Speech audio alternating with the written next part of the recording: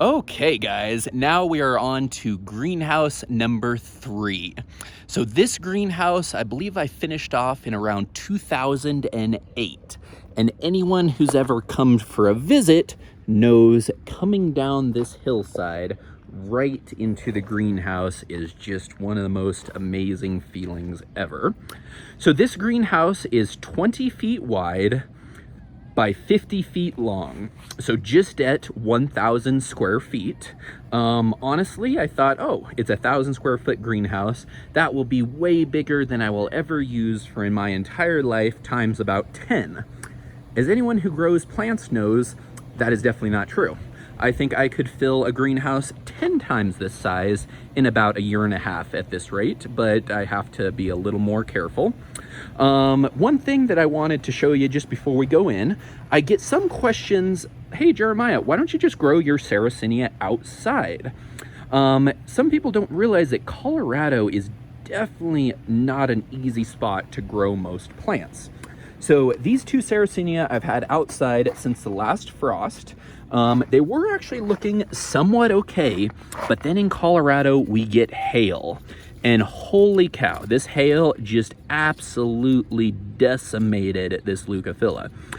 It was not a bad looking plant until this hail hit, but if you get something like that, this plant will hopefully produce a few more pitchers. But if you've been working really hard and then you get something like that that will just come through and rip your plants to pieces, it can just be disheartening.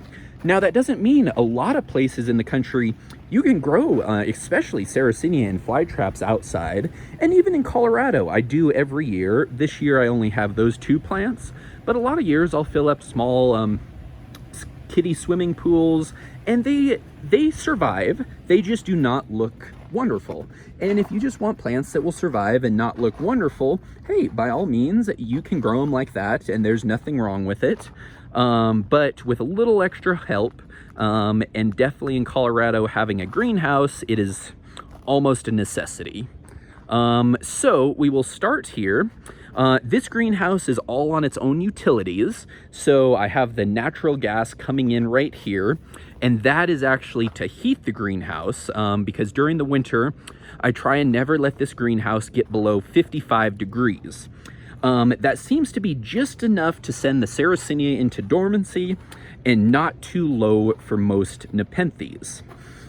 The benches on this one, I actually welded all myself. Honestly, I probably wouldn't do it exactly like this again. It was relatively inexpensive. This is just expanded metal, and then this is fence post, like for a chainless chain link fence. I cut it all, welded it, but they sag. So if I were to do it again, I would definitely put a few more braces in between, where this like whole 6 or 7 foot span is just a little too much for the expanded metal to keep a nice rigid shape. Also, these are extra pots down here. Every greenhouse probably has a few extra. I still need to get this cleaned up, but didn't quite have time. All of the Sarracenia side of things, I have gone over to these large trays. These have worked really well. I do drill holes in them, like right here. So then I only get about a 1-inch water right in this corner here, which will mean sometimes 2 or 3 inches in the very center of it because of that sagging. I am spoiled. In Colorado, I'm able to use tap water for all my carnivorous plants at all times, but I do run a backup. This is a 300-gallon reservoir here, and just in case something were to happen, I swap on over to these RO units, and I have a booster pump, so then I could switch over and use all RO water on the plants, and then this is enough water to water the greenhouses for about a week. So if water were to go out for a little while, at least I would have enough. A lot of people ask me why I don't just collect rainwater for the plants. And that is a very good question, but for years, Colorado had a stupid law that made it illegal to catch and store rainwater. Luckily, they have since made that law obsolete, and you now are allowed to do it, but that was not at all possible when I was building this greenhouse, or I would have loved to put a large water tank in.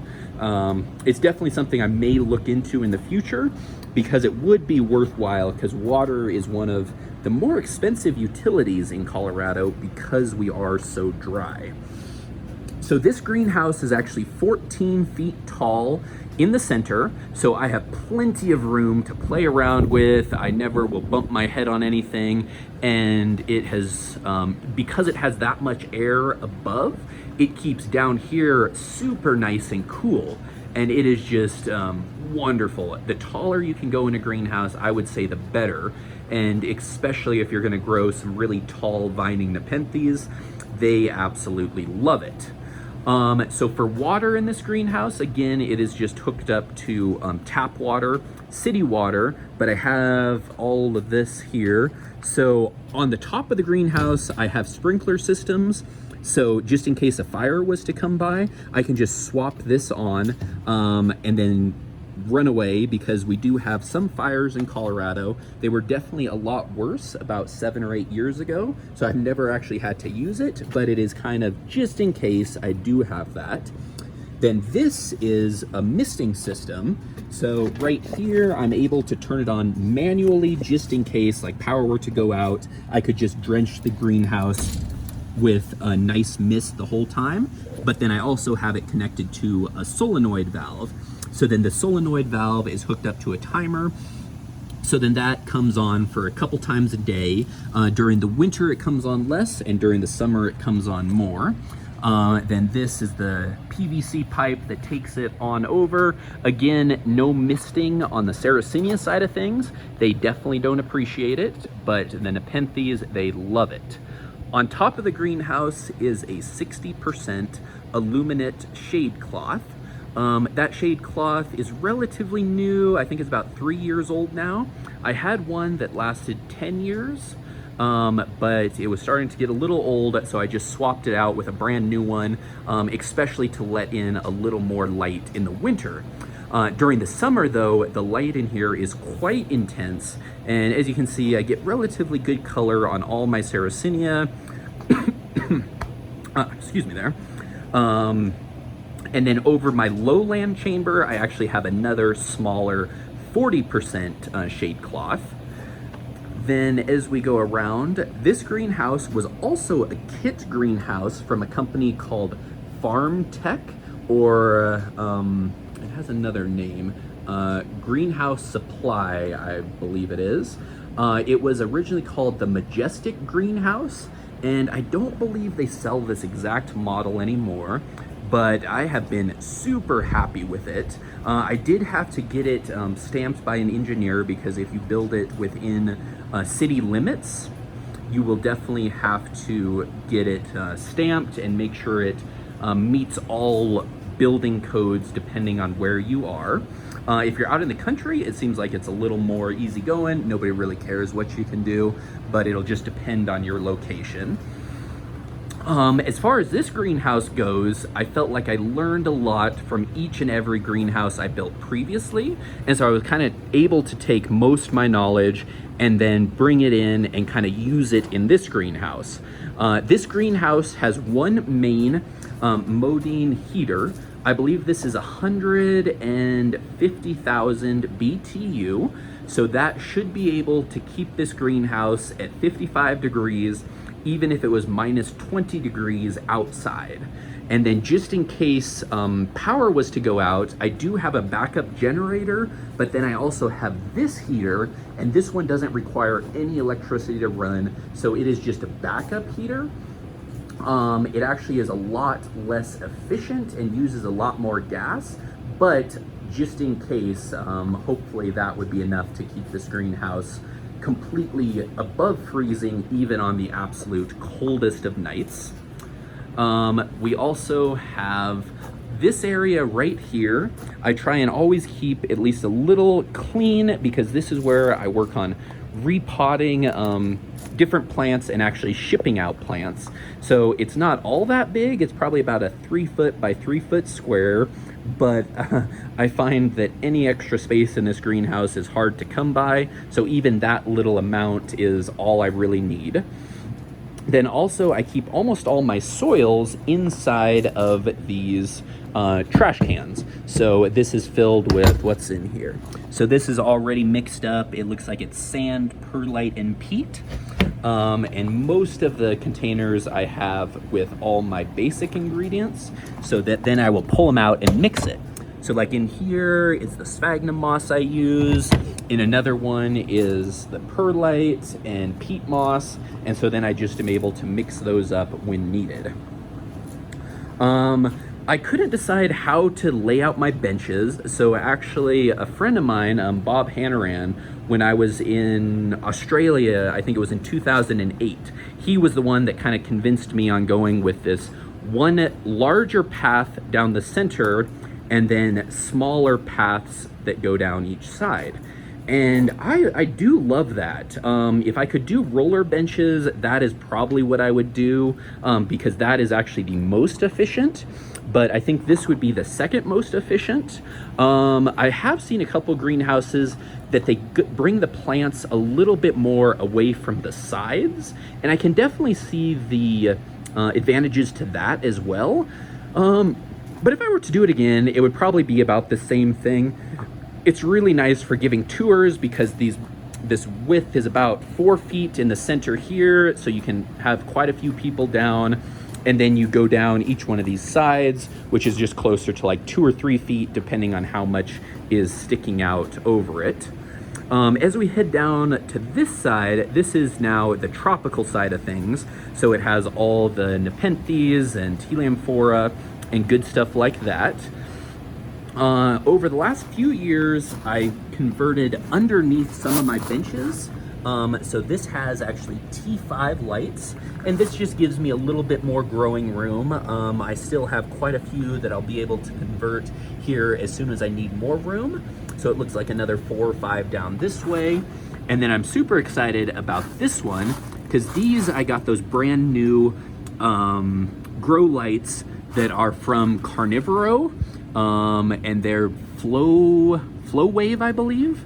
I've had these up and running for about 2 weeks now, and so far I'm super impressed with them. They're definitely so much cooler than the T5 lights. For my next ones, I'll probably use those super cheap LED shop lights just because I have them, and then I'll slowly convert to more of the really nice LED grow lights as I want to spend the money, because obviously they're not super cheap. This is actually the north side of the greenhouse here, so it gets slightly less sun. And as you can see, the sun just went behind a cloud, and I have these LED grow lights. These are GE. They're also waterproof, I believe IP65. I've had these for about 2 years now, and so far I've been super happy with them.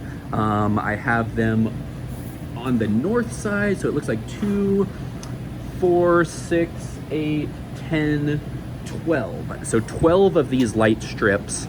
They run quite a bit more in the winter, and then during the summer, where we get quite a bit of light, I just don't need quite as much of them. They are, I think, hooked up on 2 separate breakers, because you are only supposed to hook up so many on each breaker. For a while, I had some really large high pressure sodium. Let's see, up here. So I didn't actually run these last year because the LEDs are so much cheaper to run and so much more efficient, but I ended up getting these for free, so I thought I'd install a couple of them anyway. I probably won't run them again just because the LEDs will save me a lot of money in the long run. In this greenhouse, I actually have 2 separate, very large swamp coolers. And each one of these is on a separate breaker and on a separate thermostat. So just in case one were to have any problems and go out, hopefully the second one wouldn't. Either one of these would be enough to keep the greenhouse safe at a safe temperature, even on the hottest of days in the summer. And then last year, I just hooked up these hydrofoggers. So whenever either one of these swamp coolers comes on, it automatically turns on these hydrofoggers. And so far, I've been pretty darn happy with them. They definitely, in the winter, because these swamp coolers are not adding humidity to the air, the hydrofoggers do. And so especially for some of these really highland nepenthes, they seem to love it.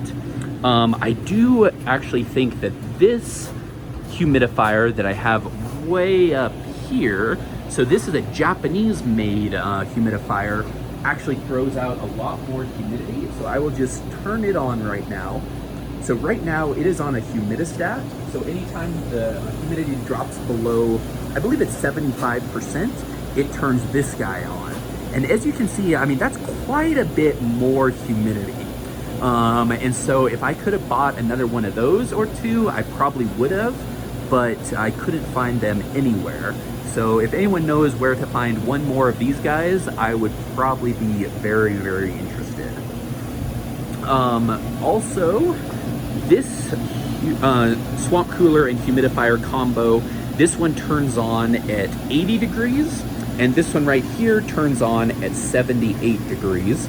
So pretty much it never gets above 80 degrees in this greenhouse all summer long. So the highland plants do really seem to enjoy it.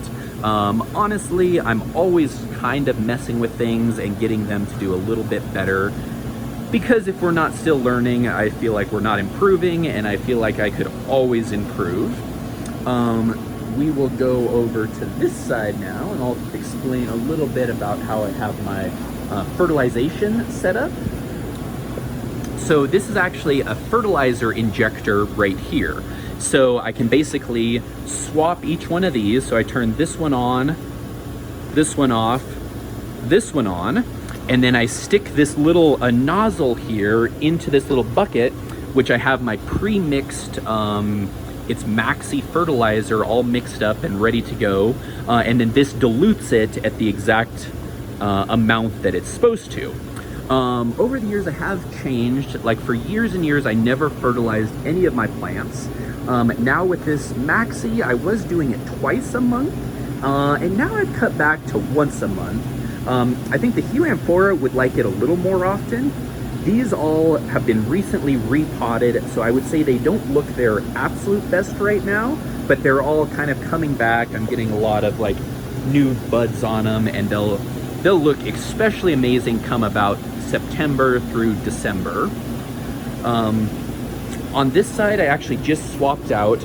I used to use screening over the top of all my benches, because this expanded metal has large enough openings that my pitchers will actually develop underneath the benches. And so then when I pick up something to look at it, there are always some pitchers hanging below. And that's not always the best thing to have happen. Like, as you can see right there, it's kind of developing just in between. And so I was having my